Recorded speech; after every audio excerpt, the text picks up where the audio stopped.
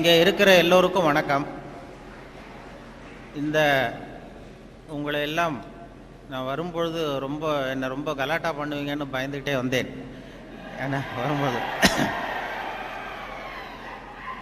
ஏன்னா எனக்கு எப்பொழுதுமே கொஞ்சம் நானும் மாணவனாக இருந்ததுனால நமக்கு என்னென்ன விஷயங்கள் தெரியுங்கிறது எனக்கும் தெரியும். இந்த வளாகத்துக்கு அண்ணாமலை யூனிவர்சிட்டிக்கு நான் ஒரு 45 வருஷத்துக்கு முன்னாடி வந்திருக்கிறேன் முதல் தடவையாக. அப்போ உங்களை மாதிரி இருக்கும் பொழுது வந்தேன். ஒரு விண்ணப்ப படிவம் வாங்கிறதுக்காக வந்தேன். அதாவது அப்ளிகேஷன் ஃபாரம், அந்த விவசாய படிப்புக்காக வாங்கிட்டு போனேன். அதுக்கு பிறகு கோயம்புத்தூர் விவசாய கல்லூரியிலேயும் போய் வாங்கிட்டு வந்து 2 இடத்துக்கும் விண்ணப்பம் போட்டேன். அங்கேருந்து முதல்ல விண்ணப்பம் வந்தது, அதனால் அங்கே போய் சேர்ந்தேன். இல்லைன்னா இன்றைக்கி நானும் இங்கே ஒரு பழைய மாணவனாக இருக்க வேண்டிய ஆள் முன்னாடி அந்த விண்ணப்பம் இங்கே சேர்ந்துருக்கலாம். எதுக்காக நான் சொன்னேன்னா, இந்த மாதிரி கல்லூரி விழாக்களில் பேசுகிறதுங்கிறது ரொம்ப கொஞ்சம் சங்கடம். அதாவது அந்த தொழில்முறை பேச்சாளர்களுக்கு அது ரொம்ப சாமர்த்தியமாக இருக்கலாம். நான் ஒரு தொழில்முறை பேச்சாளர் கிடையாது. ஏதோ வானொலி தொலைக்காட்சி பேசுகிறதுனால மறுபடியும் இங்கே கூப்பிட்டு பேச சொன்னாங்க. இது மாதிரி ஏன் பேச தயக்கம்னா, இந்த வயசில் ஒருத்தர் பேசுகிறத ரொம்ப நேரம் கேட்டுக்கிட்டு இருக்கிறது ரொம்ப கஷ்டம். அது உங்களுக்கு நல்லா தெரியும். அது எவ்வளவு நேரம் நீங்கள் தாக்கு பிடிப்பீங்கிறது எனக்கும் நல்லா தெரியும். அதில் என்ன, சின்ன குழந்தைகள்லேருந்து பெரியவங்க வரைக்கும் நான் பார்த்துருக்குறேன். இந்த மாதிரி அந்த எல்கேஜி யூகேஜி படிக்கிற குழந்தைகள் இருக்கு இல்லையா, அதில் கூப்பிட்டு என்னை பேச சொல்லுவாங்க சென்னையில். அவங்களுக்கு மாதிரி இந்த குழந்தைகளை உட்கார வச்சு காக்கா கதை நரி கதை ஏதாவது சொல்கிறது உண்டு. அப்படி சொல்லும் பொழுது அவங்க எப்போ பொறுமை இழக்கிறாங்கங்கிறதுக்கு ஒரு அடையாளம் என்னென்னா, அந்த முதல் வரிசையில் உட்காந்துருக்கிற குழந்தை லேசாக தரையை கீறுவான், லேசாக அப்படி இல்லைன்னா பக்கத்தில் இருக்கிறவனை ஒரு பென்சிலால் குத்துவான். இது அவன் பொறுமை இழக்கிறான்னு அர்த்தம். அதுபோல் ஒவ்வொரு இடத்துல, இப்போ பள்ளிக்கூடத்தில் ஹைஸ்கூலுன்னா கொட்டாய் விடுவார்கள்.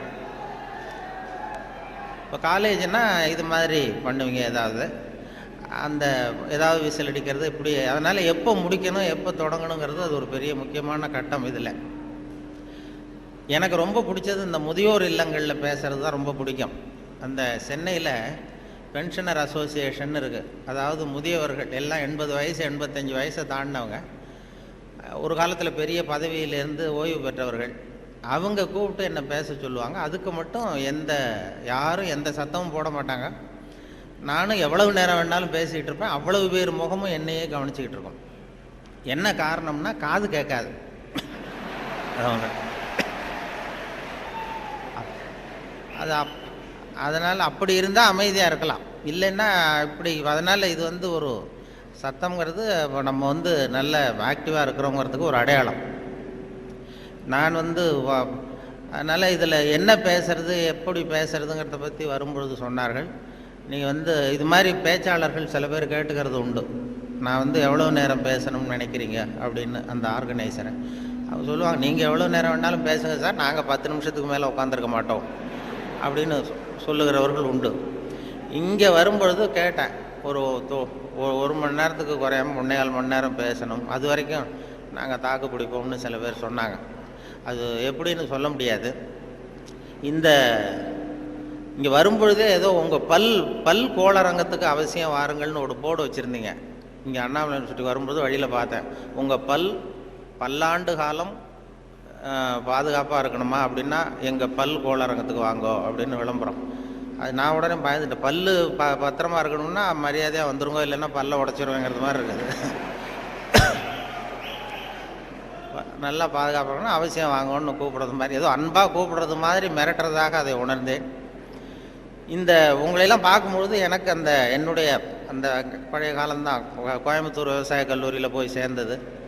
அப்போ தான் இந்த இந்திய எதிர்ப்பு போராட்டம் பெரிய பிரபலமாக நடந்த 65. அப்போ கோயம்புத்தூரில் நாங்கள் அங்கே அப்போ படிச்சுக்கிட்டு இருந்த நேரம் அது, அந்த காலம். அப்போல்லாம் இந்த ரேக்கிங் அதுவும் ஒரு பெரிய விஷயமா இருந்தது அப்போல்லாம். இப்போலாம் அது ஒரு பெரிய கட்டுப்பாட்டுக்கு வந்துருக்கு. நான் போய் முதல்ல சேர்ந்ததுமே விவசாய கல்லூரியில் கோயம்புத்தூரில் ஒரு சீனியர் மாணவர்கள் 2-3 பேர் வந்தாங்க. இங்கே கூப்பிட்டு போய் தனியாக அவங்க ரூமுக்கு அழைச்சிட்டு போய் நாங்கள் வந்து ஒன்றும் கலாட்டா பண்ண மாட்டோம், ஒன்றும் கேலி பண்ண மாட்டோம். ஆனால் நாங்கள் வந்து எங்களுடைய ரேங்கிங்கில் ஒரு நாகரிகம் இருக்கும். அதனால் நாங்கள் சொல்கிறத நீ செஞ்சுட்டீங்கன்னா வேறு ஒன்றும் உன்னை தொந்தரவு பண்ண மாட்டோம் அப்படின்னு என்னை பிடிச்சி எடுத்துகிட்டு போனாங்க. நான் அப்பா தினமாக போனேன். என்ன சார் செய்யணும்னு கேட்டேன். அந்த சீனியர் ஸ்டூடெண்ட்ஸ் என்ன சொன்னாங்கன்னா, நாங்கள் வந்து கொஞ்சம் பழைய துணிலாம் வச்சுருக்குறோம், சலவைக்கு போட வேண்டியது. அது அங்கே போய் சலவை கடையில் எங்களுக்காக இதை கொண்டு போய் நீ போட்டுட்டு வரணும், அவ்வளோதான், வேறு ஒன்றும் இல்லை அப்படின்னாங்க. பரவாயில்ல, இவ்வளவு நாகரிகமான ஒரு ரேக்கிங் நடக்குதே அப்படின்னு சொல்லி, இதை எங்கே சார் போடணும், நான் போட்டுறேன், செலவு கடை எங்கே இருக்குன்னா அதுவும் தெரியுது பாரு அப்படின்னு சொல்லி சொன்னாங்க. உடனே அவங்க பழைய துணியெல்லாம் மூட்டையை கட்டி கொண்டு போய் அப்படியே போட்டு நீ ரூமுக்கு போகலாம்ப்பா, வேறு ஒன்றும் நாங்கள் ஒன்றும் பண்ண மாட்டோம்ட்டாங்க.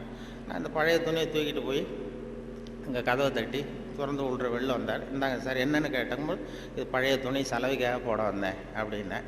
யார் கொடுத்தது அப்படின்னு கேட்டார். அந்த பழைய மாணவர்கள், அந்த சீனியர் ஸ்டூடெண்ட்ஸு கொடுத்தாங்கன்னு. கவலைப்படாத, நீங்கள் வச்சுட்டு போ, நான் பார்த்துக்கிறேன், நான் தான் வார்டன். இது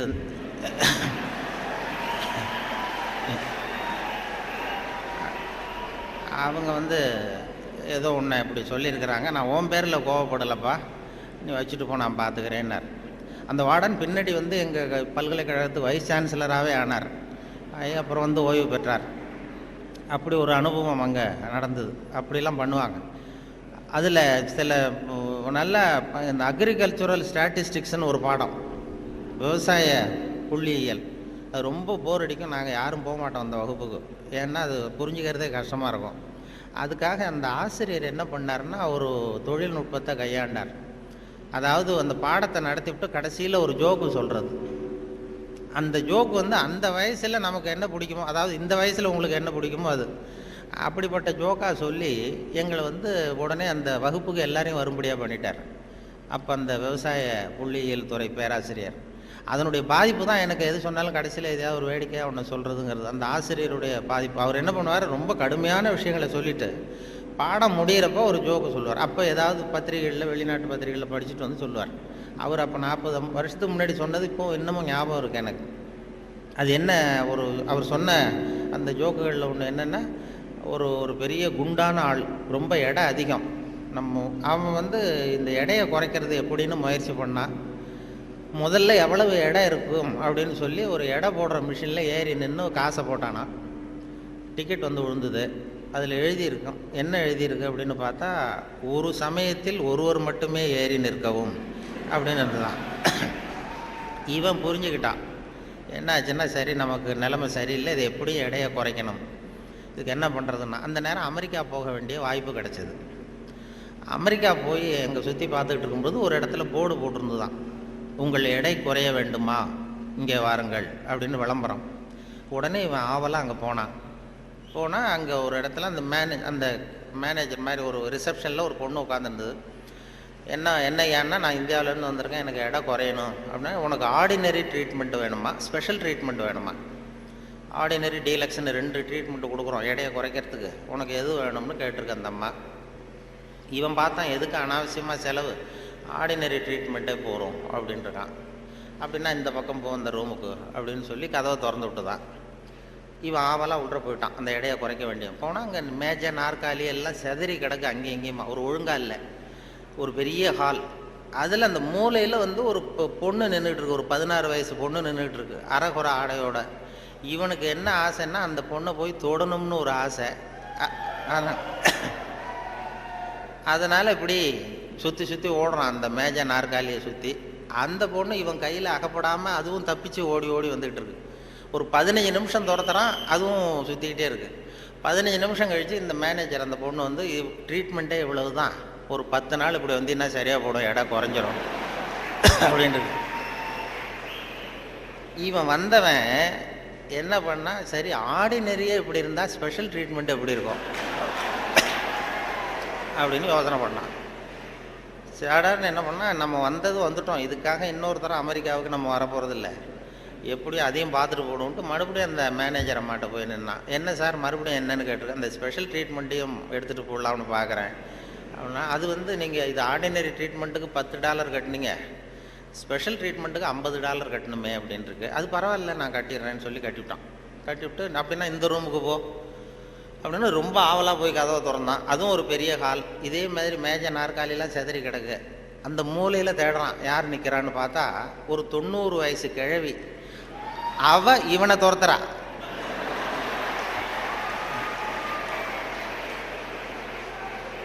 இவன் தப்பிச்சா போறோம்னு சுற்றி சுற்றி ஓடி வரான்.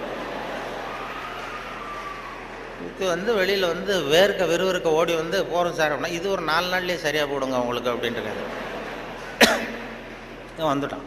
இதை எங்கள் ஆசிரியர் கோயம்புத்தூர் விவசாய கல்லூரியில் ஒரு பாடத்தை, கடுமையான பாடத்தை நடத்திவிட்டு, அக்ரிகல்ச்சுரல் ஸ்டாட்டிஸ்டிக்ஸுங்கிற பாடத்தை நடத்திட்டு கடைசியில் சொன்ன ஜோக் அது எங்களுக்கு, அதாவது வகுப்புக்கு தவறாமல் போகணுங்கிறதுக்காக அவர் சொன்னது அது. இப்போ அதனுடைய விளைவு என்னென்னா, இப்போ எனக்கு 45 வருஷம் 50 வருஷம் கழித்து அந்த ஜோக்கு ஞாபகம் இருக்குது, பாடம் மறந்து போச்சு. இப்படி தான் கடுமையான விஷயங்களை நம்மளை பண்ணி சொல்லி கொடுக்கறது வழக்கம். அதே போல் எனக்கு இந்த பொறியியல் துறைக்கும் வர வேண்டிய வாய்ப்பு கிடைச்சிது. நம்ம படித்து முடித்ததுமே சில பேர் எங்கள் பெற்றோர்கள் எல்லாரும் ஆலோசனை பண்ணாங்க, பொறியியலுக்கு அனுப்பலாம், இன்ஜினியர் ஆக்கலாம் பையனை அப்படின்னு. அப்புறம் எல்லாம் இப்போ சில பேர் சொன்னாங்க, அதுக்கெல்லாம் நம்ம பையன் சரியாக வரமாட்டான், அதுக்கெல்லாம் கொஞ்சம் புத்திசாலித்தனம் வேணும் அப்படி இப்படின்னு சொல்லி அதுதான் பண்ணி விட்டாங்க. அப்போது சொல்கிறது உண்டு, ஒரு பையனுக்கு சின்ன வயசுலேயே அவனை எந்த துறையில் சேர்க்கறது அப்படிங்கிறது ஒரு முக்கியமான விஷயம். ஒரு அம்மாவுக்கு தன்னுடைய பையனை எதில், இன்ஜினியரிங் காலேஜில் சேர்க்கணும்னு ஆசை. எந்த துறையில் சேர்க்கறது?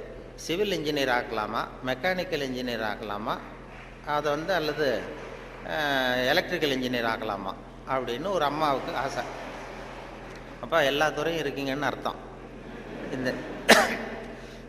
இந்த பையனை எந்த துறையில் சேர்க்கறது அம்மாவுக்கு முடிவு பண்ண முடியல, அப்பாவாலேயும் ஒன்றும் சொல்ல முடியல. உடனே இவர் என்ன பண்ணார், பையனை அழைச்சிட்டு ஒரு மனோதத்துவ டாக்டர்கிட்ட போனார். ஒரு உளவியல் டாக்டர்கிட்ட போய், சைக்கியாட்ரிஸ்ட், இது மாதிரி என்னம்மா விஷயம்னு கேட்டிருக்காரு அந்த டாக்டர். ஒன்றும் இல்லை சார், என் பையனை மேற்கொண்டு படிப்புக்கு சேர்க்கணும், இன்ஜினியரிங் காலேஜில் சேர்க்கணும். சிவில் இன்ஜினியர் தேவலாமா, மெக்கானிக்கல் இன்ஜினியரா, எலக்ட்ரிக்கல் இன்ஜினியரா, எது இவனுடைய சுபாவத்துக்கு தகுந்தாப்புல நீங்கள் ஒரு துறையை சொன்னீங்கன்னா அது ஈஸியாக இருக்கும் படிக்கிறதுக்கு. அதுதான் உங்களை மன ரீதியாக நீங்கள் ஆராய்ச்சி பண்ணி சொல்லுங்கன்னு அழைச்சிட்டு வந்துருக்கு. இது ஒன்றும் கஷ்டம் இல்லைம்மா, ஈஸியாக கண்டுபிடிச்சிடலாம் அப்படின்னு அந்த டாக்டர். உடனே அந்த பையனை கூப்பிட்டு, என்னப்பா நல்லா இருக்கே அப்படின்னு தட்டி கொடுத்தார். சின்ன பையன், கொடியன். இவனுடைய சுபாவம் என்னங்கிறத நான் ஈஸியாக கண்டுபிடிச்சி சொல்லிடுறேன், அதுக்கு தகுந்தாப்புல இப்போ இருந்தே சொல்லி கொடுத்து நீங்கள் பழக்கி கொண்டு வரலாம் அப்படின்னு சொல்லிட்டு ஒரு நர்ஸை கூப்பிட்டார். நர்ஸ்னு தான் அந்த அம்மா வந்தது. இந்த பாரு, இது மாதிரி ஒரு மேஜையில் ஒரு சுத்தியல் கொண்டு வந்து வை, ஒரு கொரடு கொண்டு வந்து வை, ஒரு ஸ்க்ரூ டிரைவரை கொண்டு வந்து வை. இந்த பையனை அப்படி கொண்டு வந்து விடுவோம். இவன் சுத்தியலை போய் தொட்டான்னு எடுத்தான்னா ஆசையாக ஏதாவது ஒன்று எடுப்பான். சுத்தியல் எடுத்தான்னா சிவில் இன்ஜினியருக்கு படிக்க வச்சுருவோம், கொரடை எடுத்தான்னா மெக்கானிக்கல் இன்ஜினியருக்கு படிக்க வச்சுருவோம், ஸ்க்ரூ டிரைவர் எடுத்தான்னா எலக்ட்ரிக்கல் இன்ஜினியர் படிக்க வச்சுருவோம். இது அவனுடைய சுபாவத்தை கண்டுபிடிக்கிறது சுலபமான வழி அப்படின்னு டாக்டர் சொல்லிட்டார். ரொம்ப ஈஸியாக அந்த நர்ஸு கொண்டு வந்து ஒரு கொரடு, ஒரு சுத்தியல், கொரடு, ஸ்க்ரூ டிரைவர் வச்சுட்டு அப்படி ஒதுங்கி நின்றுது. பையனை கொண்டு வந்து விட்டாங்க. பையன் என்ன பண்ணா, நேராக போய் அந்த நர்ஸை கட்டி பிடிச்சிக்கிட்டான்.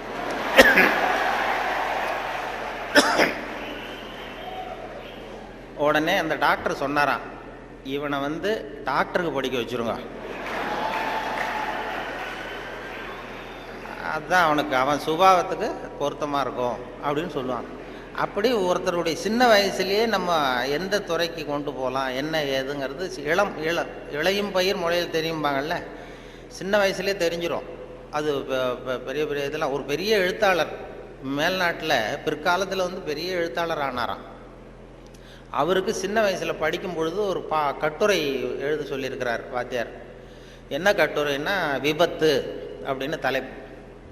விபத்துன்னு சொல்லி ஒரு கட்டுரை அல்லது கதை எழுதுங்கன்னு சொல்லியிருக்கார். இந்த சின்ன பையனாக இருக்கும்போது எழுதுனானான். அவன் பிற்காலத்தில் பெரிய நாவலிஸ்ட், பெரிய எழுத்தாளர் ஆனான். சின்ன வயசுலேயே அவன் விபத்துங்கிற தலைப்புக்கு என்ன எழுதுனா, ஒவ்வொரு வரியிலையும் ஒவ்வொரு திருப்பம். அதாவது ஒரு 10வது மாடியில் ஒருத்தன் வெள்ளை அடிச்சுக்கிட்டு இருந்தான் அப்படின்னு எழுதுறான். 10வது மாடியில் வெளிப்பக்கமாக நின்றுக்கிட்டு ஒருத்தன் வெள்ளை அடிச்சுக்கிட்டு இருந்தான். துரதிர்ஷ்டவசமாக அந்த வெள்ளை அடித்தவன் கால் தவறி கீழே விழுந்துக்கிட்டு இருக்கான்.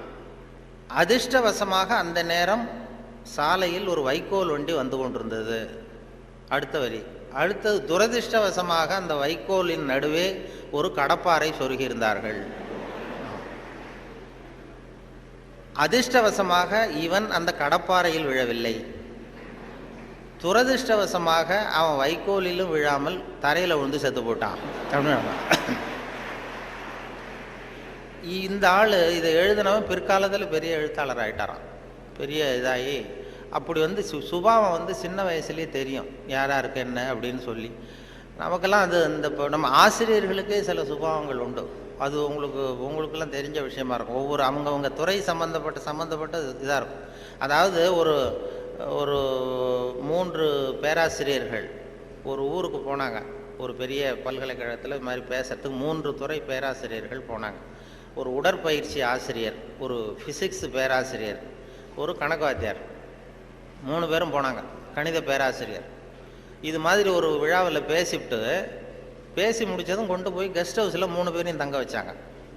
நாளைக்கு மறுநாள் அவங்க ஊருக்கு போகணும். இது மாதிரி விழாவில் கலந்துக்கிட்டு முடிஞ்சதும் கணித பேராசிரியருக்கு ஒரு ரூம், இவருக்கு அந்த ஃபிசிக்ஸ் பேராசிரியருக்கு ஒரு ரூமு, உடற்பயிற்சி ஆசிரியருக்கு ஒரு ரூம் போட்டு கொடுத்தாச்சு. இது மேல்நாட்டில் நடந்தது. அதனால் என்னென்னா அவங்களுக்கு அந்த ஆகாரம்லாம் டப்பாவிலே வச்சுருக்குறாங்க. அந்த டப்பாவில் டின்னு ஃபுட்டுங்கிறாங்கல்ல, அது மாதிரி டின்னில் அடைச்சி அவங்க ரூமில் வேண்டிய ஆகாரமெல்லாம் வச்சு கொடுத்துட்டாங்க. கொடுத்து கொண்டு போய் விட்டு வந்துட்டாங்க. அந்த வந்துட்டு மறுநாள் காலையில் எழுந்திரிச்சார் இந்த ஆர்கனைசர். அப்போ தான் அவருக்கு அப்படியே பதறி போயிட்டார். ராத்திரி அந்த 3 பேராசிரியர்களுக்கும் 3 டப்பாவில் உணவு கொடுத்தோம், ஆகாரம். அதை திறக்கிறதுக்கான கருவியை கொடுக்காமல் வந்துட்டோம். திறக்கிறதுக்கு ஒரு பொருள் அது இல்லாமல் கொடுத்தோம். எப்படி அவங்க டப்பாவை திறந்தாங்களா சாப்பிட்டாங்களா என்னன்னு தெரியல அப்படின்னு இவர் பதறி போய் விடிஞ்சதும் ஓடுறாரு விழுந்தடிச்சு. இந்த வரவேற்ற ஓடி போய் முதல்ல அந்த உடற்பயிற்சி ஆசிரியர் கதவை திறந்தாராம். ரூமை திறந்தா அவர் நிம்மதியாக தூங்கிட்டு இருக்காரு. டப்பா திறந்து கிடக்கு, சாப்பிட்டுட்டு நிம்மதியாக தூங்கிட்டு இருக்காரு. உடனே இவர் போய் தட்டி எழுப்பி, எப்படி சார் அந்த டப்பாவை திறந்தீங்க, அந்த இதை கொடுக்கலையே நாங்கள் உங்களுக்கு அப்படின்னு. இது என்ன சார், உடல் பலம் தான் சார் முக்கியம், டப்பாவை பலம் ஓங்கி கீழே அடித்தேன் திறந்துட்டுது, அது என்ன பெரிய காரியம் அப்படின்னு சொல்லி உடற்பயிற்சி செஞ்சுட்டேன், அதனால் சாப்பிட்டேன் இருக்கார். பரவாயில்ல சார் அப்படின்னு சொல்லி அடுத்த ரூமுக்கு ஓடி இருக்கார். அங்கே ஃபிசிக்ஸ் வாத்தியார் உட்காந்துருக்கார். அவரும் அதே மாதிரி நிம்மதியாக தூங்கியிருக்காரு. இது டப்பா திறந்து கிடக்கு. போய் திறந்து, எப்படி சார் திறந்தீங்க நீங்கள் டப்பாவை அப்படின்னா, அது என்ன சார், எந்த இடத்துல ப்ரெஷர் கொடுக்கணும்னு எனக்கு தெரியும், அந்த இடத்துல அழுத்தினா திறந்துட்டுது டப்பா, அது நமக்கு டெக்னிக்கு வந்தது தானே அப்படின்னு அந்த திறந்து சாப்பிட்டேன்ட்டார். இவர் அப்பாடா நிம்மதியாக போச்சு. அடுத்தது கணக்கு வாத்தியார் ரூமுக்கு ஓடினார். அங்கே போனால் அவர் தூங்கவும் இல்லை, டப்பாவும் திறக்கலை, மூடியே இருக்கு. என்ன பண்ணுறீங்க அப்படின்னு சொல்லி அந்த கணக்கு ஏதோ ஒரு எழுதிட்டு இருக்காரு பேப்பரில். கணக்கு வாத்தியார், என்ன சார் பண்ணிகிட்டு இருக்கீங்க அப்படின்னு கேட்டிருக்காரு. அவர் ஒன்றும் இல்லை, அஸ்யூம் தி டப்பா இஸ் ஓப்பன் அப்படின்னு சொல்லி மேற்கொண்டு கணக்கு போட்டுக்கிட்டு இருக்கார் சார் அப்படின்னாராம். இது ஒவ்வொருத்தருக்கும் ஒரு சுபாவங்கிறது அது இயல்பாக அமையிறது. ஆசிரியர்களுக்கு எல்லாருக்குமே அப்படி அமையிறது. என்னோட படித்தவர்கள் இன்றைக்கி பல பேர், இப்போ ஒருத்தன் தான் சின்ன வயசில் ஒரு பையன் ஜானகிராமன் ஒருத்தன் பக்கத்தில் என்ன பென்சிலாலேயே குத்திக்கிட்டு இருப்பான். இன்றைக்கி அவன் கும்பகோணத்தில் இன்றைக்கி பெரிய டாக்டர், எல்லாருக்கும் ஊசி போட்டுக்கிட்டுறான். அப்படி சின்ன வயசுலேயே சுபாவம், அவங்க யார் எப்படி வருவாங்க அப்படின்னு தெரியும். அவங்களுடைய அந்த படிக்கும் பொழுதே அந்த இது தெரியும். என்னோட படித்தவர்கள் நிறைய பேர் அது மாதிரி ஒவ்வொரு துறையில் வந்திருக்கிறாங்க. சில பேர் இந்த நான் சொன்னது மாதிரி மேல்நாட்டில் ஒரு பெரிய பிரபலமான வக்கீல். அந்த வக்கீல் சின்ன வயசு, அவர்கிட்ட வாதாடுறதுக்கு எல்லாரும் பயப்படுவாங்களாம். அந்த வக்கீல் சின்ன வயசில் எப்படி இருந்தான் அப்படின்னு சொல்லி அவங்க அம்மா சொல்லியிருக்கிறாங்க ஒரு பேட்டியில். அவங்க இந்த பையன் இவன் சின்ன வயசுலேயே வருங்காலத்தில் பெரிய வக்கீல் ஆகிடுவான்னு எனக்கு தெரியும் அப்படின்னு சொல்லியிருக்கிறாங்க. என்ன பண்ணான்னா, அப்பா பேப்பர் படிச்சுட்டு உட்காந்துருக்காரு, அம்மா சமயக்கட்டில் இருக்கிறாங்க. இவன் பையன் அவன் ரூமில் இங்கே ஏதோ பண்ணிகிட்டு இருக்கான். ஒரு பூனை வீல்னு கத்திக்கிட்டு இருக்கு. அம்மா கதறிக்கிட்டு இருக்க ஒரு பூனை. உடனே அம்மாவுக்கு புரிஞ்சு போச்சு, டேய் அந்த பூனை வாழை பிடிச்சி இழுக்காதரா அப்படின்னு கத்திருக்கு அந்த அம்மா. பூனை வாழை பிடிச்சி இழுக்காதரன்னு. ஆமாம், இங்கேயும் சில பூனைகள் இருக்கு, அது வாழை யாரும் பிடிச்சி இழுத்துறாதீங்க. அது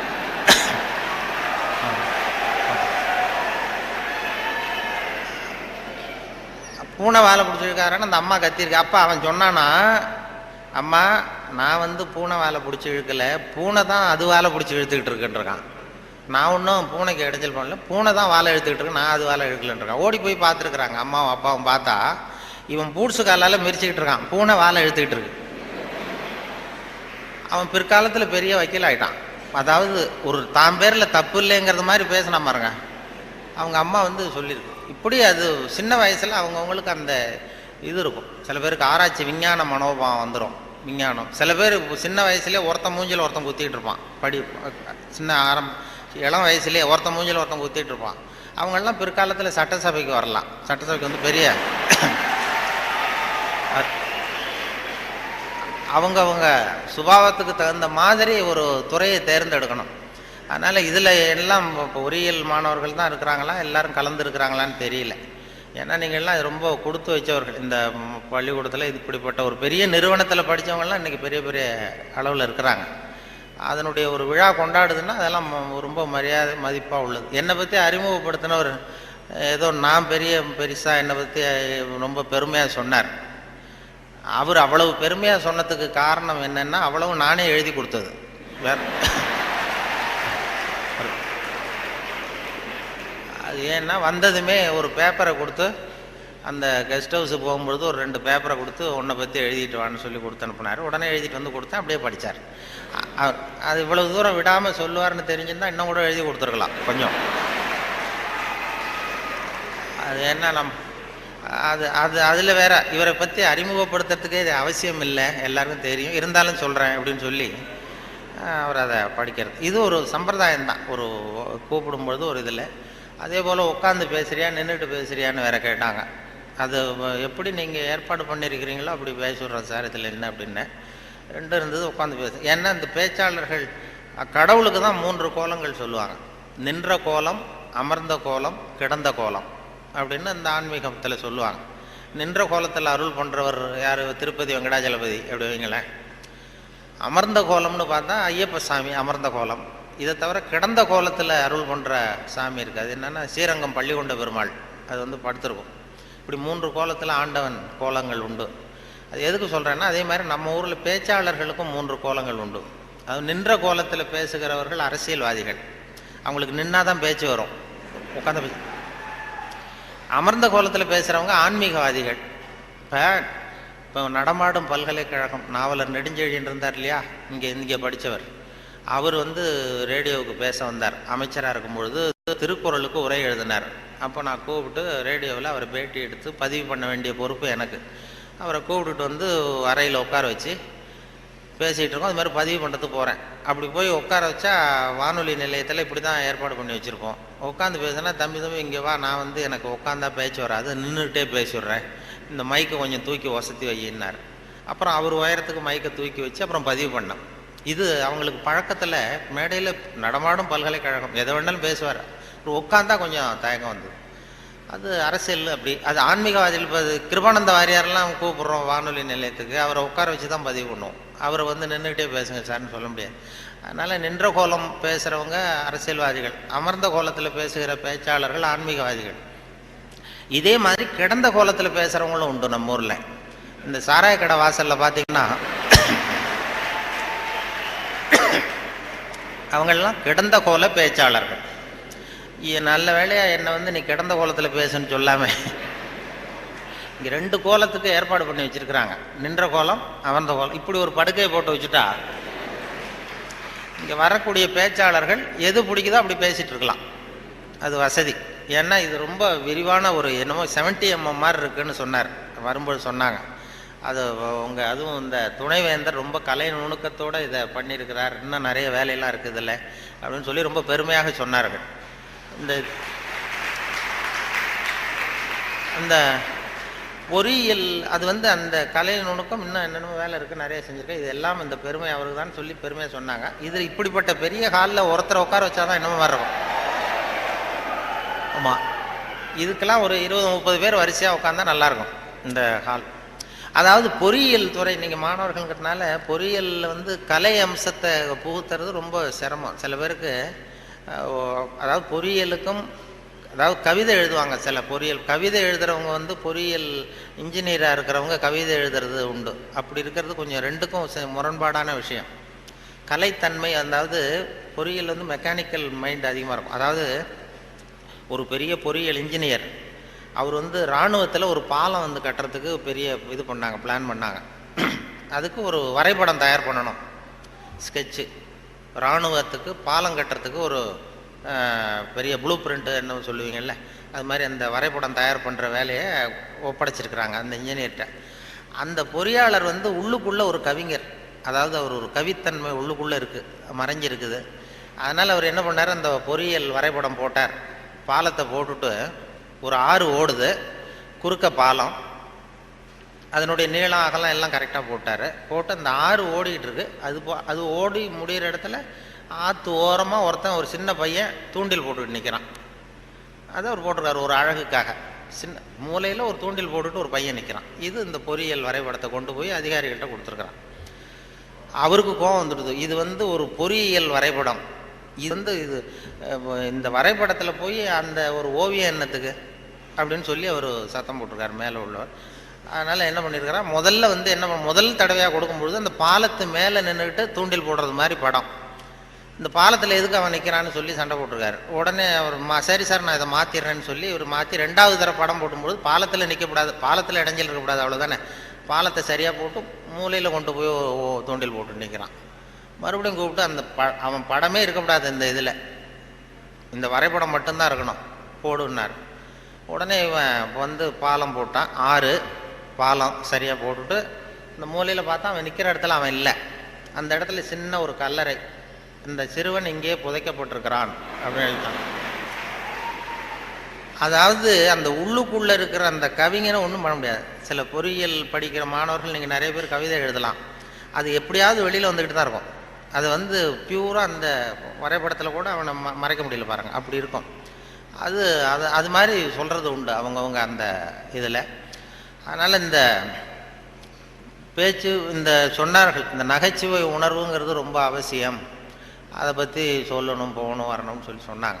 நகைச்சுவை உணர்வுங்கிறது நமக்கு சின்ன வயசுலேருந்து நாம் பிறந்து 6 வாரத்தில் தான் சிரிக்க ஆரம்பிக்கிறோமா.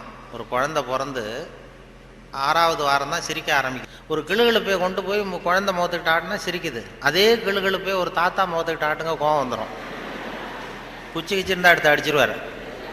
ஏன்னா அப்படி இருந்தவர் அப்படி ஆயிட்டார். ஒரு காலத்தில் அப்படி இருந்தவர், அப்படி சின்ன வயசில் ஒரு கிளுகிழுப்ப சத்தத்துக்கு சிரித்தவர் அதே சத்தத்துக்கு டென்ஷன் ஆகிறாருன்னா அப்படி தான் மனுஷனுடைய வாழ்க்கை வீணாக போகுது. அந்த இயல்பு தன்மை மாறாமல் இருக்கணுமா, அந்த சிரிப்பு தன்மை வந்து. ஆனால் சிரிப்புங்கிறது ஒரு பாவமான செயல்னு காலங்காலமாக போதிக்கப்பட்டு வந்திருக்கிறோம். எப்படி போதிக்கப்பட்டு வந்திருக்கிறோம்னா, ஒரு முதலாளிக்கு முன்னாடி தொழிலாளி சிரித்தா மரியாதை குறைச்சால், ஒரு ஆஃபீஸருக்கு முன்னாடி பியூனு சிரித்தா மரியாதை குறைச்சால், இப்படி சொல்லி சொல்லி சிரிப்புங்கிறது ஏதோ மரியாதை குறைவான செயல்னு காலங்காலமாக போதிக்கப்பட்டு வந்து இப்போ சிரிப்பு தன்மை வந்து சிறைப்பட்டு போச்சான் நம்ம உடம்புக்குள்ளே. இந்த சிறைப்பட்டிருக்கிற சிரிப்பை வெளியில் கொண்டு வர்றதுக்கு தான் ஜோக்குன்னு ஒரு சாவியை போட வேண்டியிருக்கு. வேறு ஜோக்குக்கும் சிரிப்புக்கும் சம்மந்தமே இல்லை, அது ஒரு சாவியாக உபயோகப்படுது. ஏற்கனவே இருக்கிற இயல்பு தன்மையை வெளியில் கொண்டு வர்றது. அந்த குழந்தை தன்மையோடு இருக்கணும், குழந்தைத்தனம் தான் இருக்கக்கூடாதே தவிர அந்த குழந்தைத்தன்மை கடைசி வரைக்கும் நமக்கு நீடிச்சதுன்னா ஹார்ட் அட்டாக் வராது. குழந்தைத்தன்மை வேறு, குழந்தைத்தனம் வேறு. குழந்தைத்தன்மை பெரிய வயசானா கூட குழந்தைத்தன்மையோடு இருக்கலாம். இப்போ ஒரு அம்மா வந்து ஒரு பிள்ளைய எழுப்பிச்சான், தட்டி எழுப்பியிருக்கு காலையில் விடிய காலம். அம்மா வந்து எழுந்துடுறா காலேஜுக்கு நேரம் ஆகிட்டுது அப்படின்னு எழுப்பிச்சான். அந்த புள்ள இழுத்து போத்திக்கிட்டு நான் காலேஜுக்கு போக மாட்டேம்மா, எனக்கு போகிறதுக்கு பிடிக்கலன்னு இருக்கு. அந்த அம்மா விடலை, வயசான அம்மா. நீ போய் தாண்டா ஆகணும் அப்படின்ட்டுருக்கு. அந்த புள்ள எழுந்திரிச்சு உட்காந்து கேட்டிருக்கு, ஏம்மா என்னை வந்து ஏன் இப்படி தொந்தரவு பண்ணுற, தூங்க விடாமல் அப்படின்ட்டுருக்கு. அப்போ அந்த அம்மா சொல்லிச்சான், நீ வந்து காலேஜுக்கு ஏன் போக மாட்டேங்கிற, அதுக்கு 2 காரணம் சொல்லு அப்படின்ட்டுருக்கு. அந்த அம்மா பிள்ளைய கேட்டிருக்கு, நீ காலேஜுக்கு ஏன் போக மாட்டேங்கிற 2 காரணம் சொல்லு. அப்போ அந்த பிள்ளை சொல்லிச்சான், ஏன் போக மாட்டேன்னா ஒரு காரணம் அங்கே இருக்கிற மாணவர்களுக்கெல்லாம் என்ன பிடிக்கல, பசங்களுக்கெல்லாம் என்ன பிடிக்கல. 2வது காரணம் அங்கே இருக்கிற வாத்தியார்களுக்கும் என்ன பிடிக்கல, ஆசிரியர்களுக்கும் பிடிக்கல, மாணவர்களுக்கும் பிடிக்கல, அதனால் நான் போக மாட்டேன் அப்படின்னு சொல்லி படுத்துட்டுது. அதுக்காக நீ வந்து போகாமல் இருக்கக்கூடாதா, காலேஜுக்கு போய் தான் ஆகணும்னு மறுபடியும் எழுப்புது அந்த அம்மா, வயசான அம்மா. அப்புறம் எழுந்திரிச்சு உட்காந்துக்கிட்டு அந்த புள்ள கேட்டு தான், என்ன எதுக்கு காலேஜுக்கு போகணும்னு நீ சொல்கிற, அதுக்கு 2 காரணம் சொல்லு அப்படின்ட்டு. அப்போ அந்த அம்மா சொல்லிச்சான், ஏன் சொல்கிறேன்னா, முதல் காரணம் உனக்கு வயசு 54, 2வது காரணம் நீ தான் பிரின்சிபால்.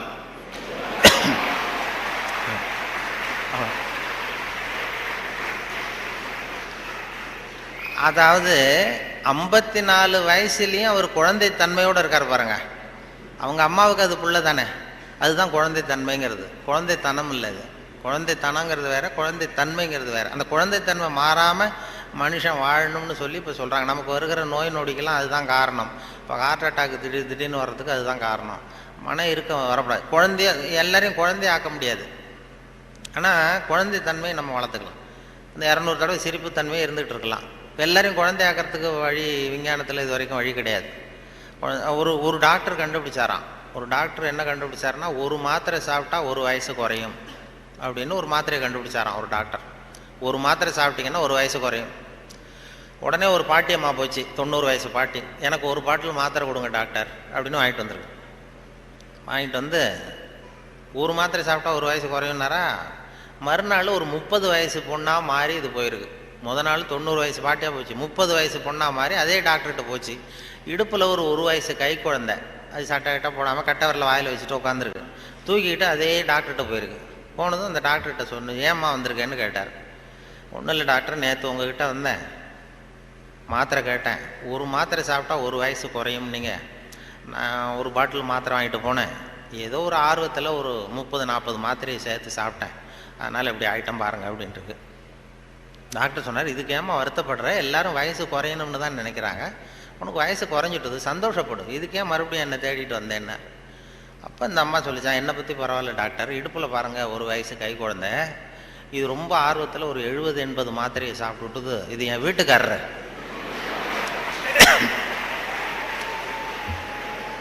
இது இப்படியே உட்காந்துக்கிட்டே இறங்க மாட்டேங்குது, நான் எங்கே தூக்கிட்டு போகிறது, எதையாவது ஒரு மாத்திரையை கொடுத்து இறக்கி விடுங்க டாக்டர், அப்போ தான் நாம் பார்த்தேன், அதுக்காக தான் வந்தேன்னு தான். அதாவது இயற்கைக்கு மாறாக நம்ம போனோம்னா இப்படிப்பட்ட பிரச்சனையெல்லாம் வந்துடும். அப்புறம் வழியில் போகும்போது இடுப்பில் ஒரு குழந்தைய தூக்கிட்டு வந்தால் நம்ம கேட்கணும் அந்த அம்மாட்ட, ஏம்மா இது உன் பிள்ளையா உங்கள் வீட்டுக்காரரான்னு கேட்கணும். அப்படி குழப்பம் வந்துடும். இயற்கையை மாற்ற முடியாது, ஆனால் அந்த குழந்தை தன்மையை நம்ம கொண்டு வரலாம், அதுக்காக சொல்லுவாங்க. ஏன்னா இதய நோய் இன்றைக்கி வராதவர்கள் 2 பேருக்கு வர்றதில்லை. ஹார்ட் அட்டாக் வராத குரூப் யாருன்னா, நரிக்குறவர்களுக்கு இது வரைக்கும் வந்ததே கிடையாது இதய நோய். வாழ்க்கையை ரொம்ப லேசாக எடுத்துக்கிறவங்க.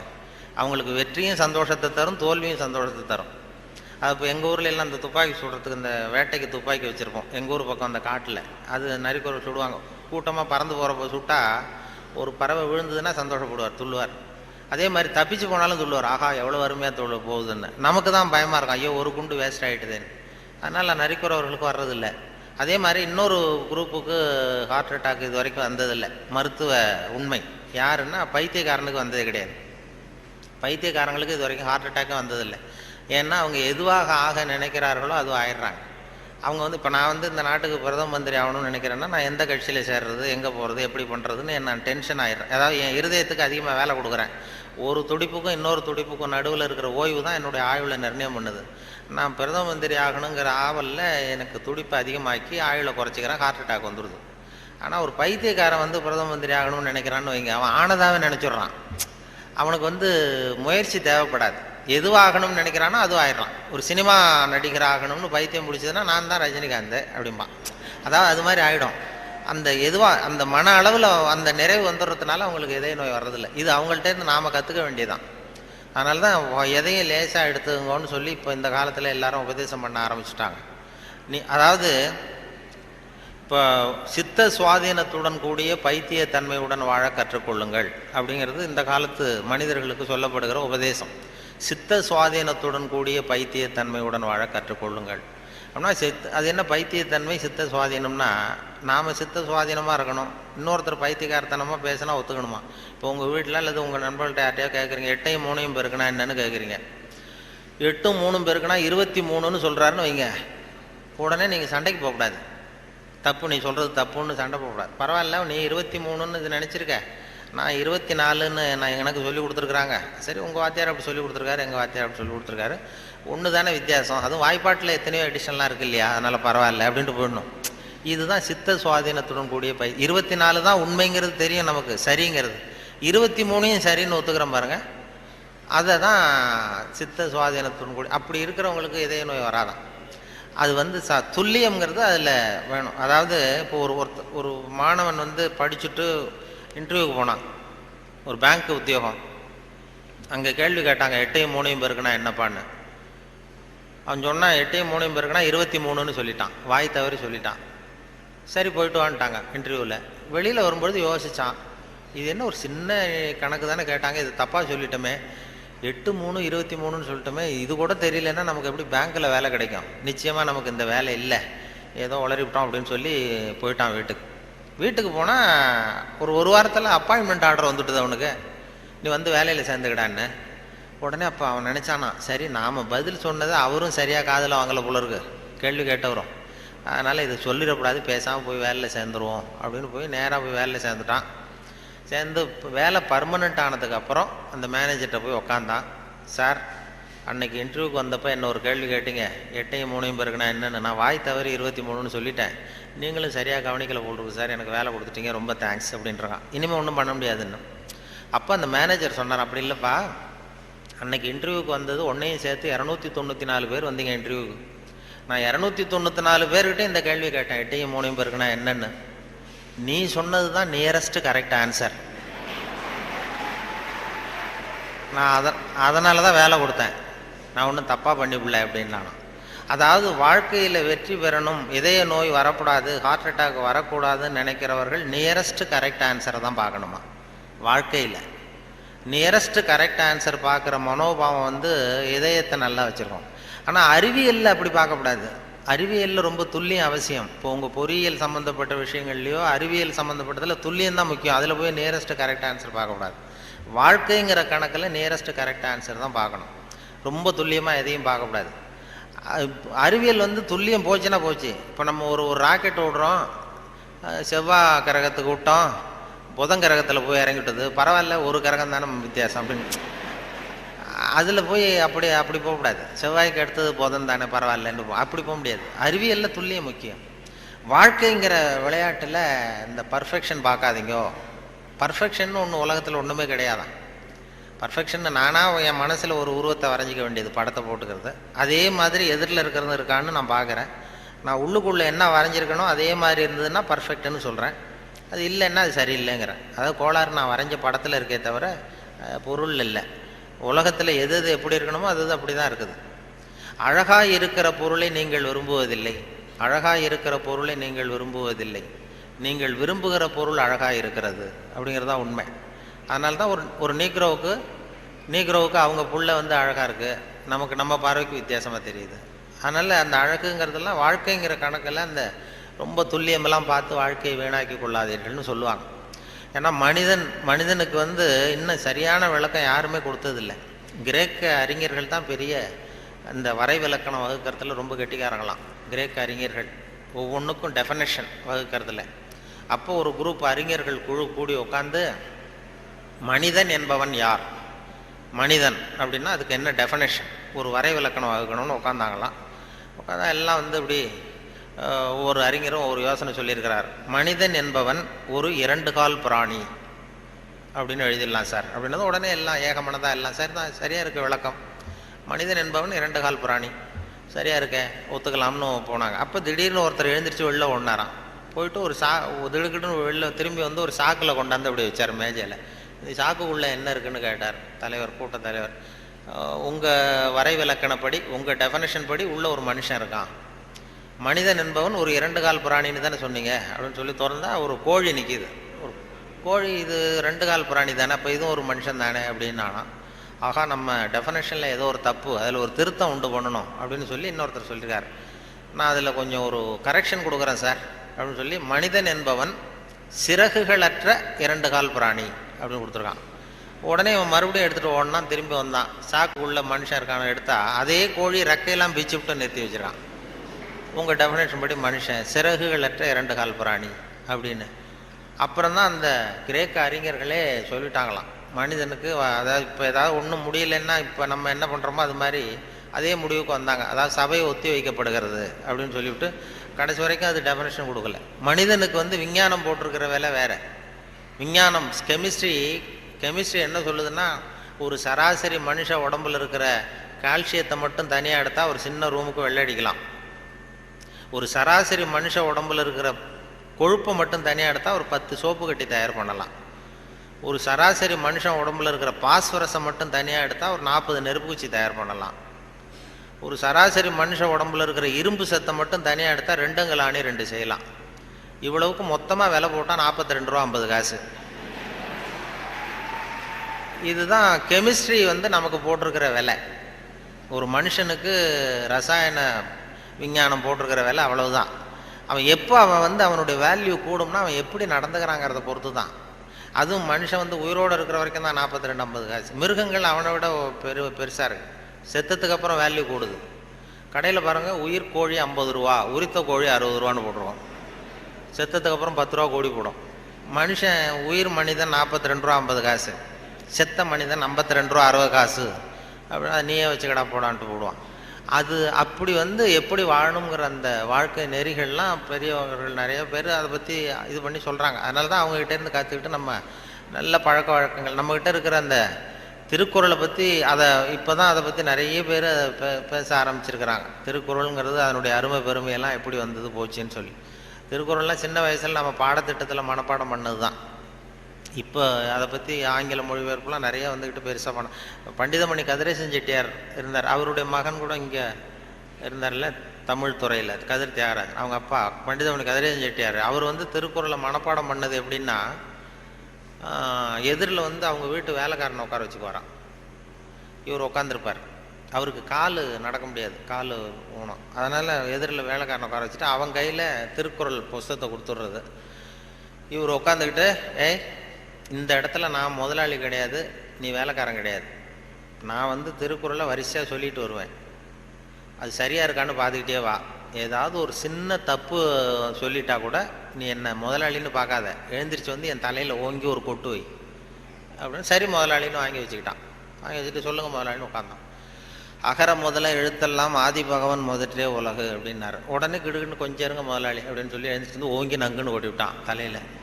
ஏன்டா கொட்டினா, நான் சரியாக தானடா சொன்னேன் அப்படின்னா, இல்லை நீங்கள் சொன்னது தப்பு முதலாளி, அகர முதல எழுத்தெல்லாம்னு நீங்கள் சொன்னீங்க, இந்த புஸ்தகத்தில் அகர முதல வெழுத்தெல்லாம்னு போட்டிருக்கு, அதனால் தப்பு அப்படின்னு டக்குன்னு இப்போ திருக்குறளை பிடிங்கிட்டாரான். இதே ரீதியில் போனால் நான் 1330 கொட்டு வாங்கணும் உங்ககிட்ட, என் தலை தாங்காது, நான் பார்த்துக்கிறேன் போடான்ட்டாரான். அப்படிலாம் திருக்குறளை வந்து படித்து பெரிய இது பண்ணியிருக்கிறாங்க. அவருக்கு கால் ஊனம், பண்டிதன் கதிரேசன் செட்டியாருக்கு.